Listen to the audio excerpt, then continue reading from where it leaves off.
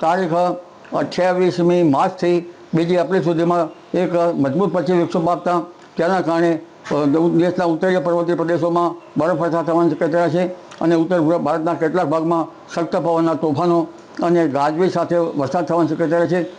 ત્યાંની અસર રાજસ્થાનના સંલગ્ન ગુજરાતના ભાગોમાં પણ થવાની શક્યતા છે, જેમાં મહેસાણાના પાટણના કેટલાક ભાગો, આ ઉપરાંત સાબરકાંઠાના ભાગો, અરવલ્લીના ભાગોમાં અને બનાસકાંઠાના ભાગોમાં લગભગ અનસિઝનલ વરસાદ થવાની શક્યતા છે. કમોસમી વરસાદ અને લગભગ મધ્ય ગુજરાતના ભાગો, કચ્છના ભાગો તેમજ પશ્ચિમ સૌરાષ્ટ્રના ભાગો, સૌરાષ્ટ્રના અન્ય ભાગોમાં પણ હવામાનમાં પલટો આવશે અને વરસાદ થવાની શક્યતા રહેશે.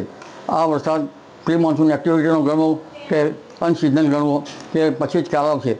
પરંતુ દક્ષિણ ગુજરાતનું હવામાન પણ પલટાશે.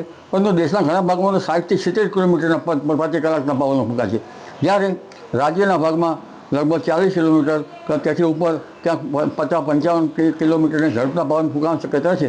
આ પવનની ગતિના કારણે ખેડૂત ભાઈઓ સાવચેત રહેવાની જરૂર છે.